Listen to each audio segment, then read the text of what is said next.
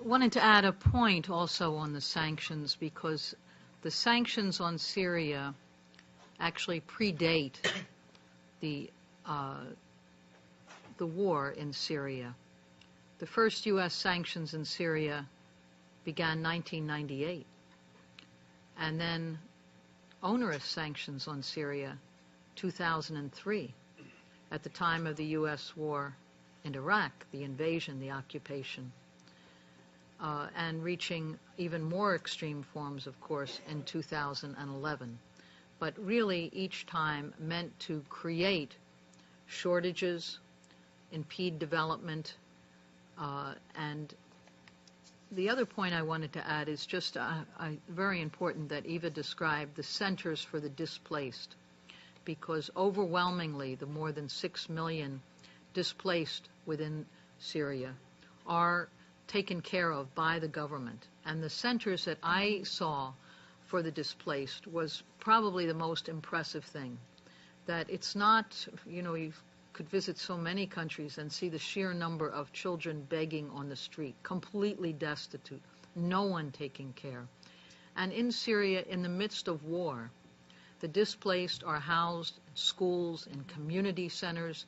It might be a family in each classroom, and there in the cafeteria runs a health clinic, and there are classes for the children, and there are after-school programs that university students come and run, and mentoring programs. I had never really seen anything like that in a time of war, and have visited other countries in the midst of war.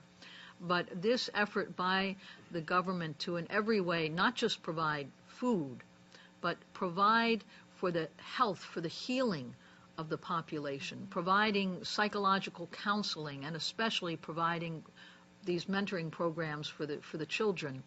I was very impressed. I was really moved by the daycare programs, programs for women to learn skills. All of this takes place in the centers for the displaced, and it shows why people in Syria, their homes utterly destroyed, driven out and in fear, would turn to the government for help. And a government that under sanctions still provides meals and paychecks and health care. That is what the effort to destroy Syria is all about.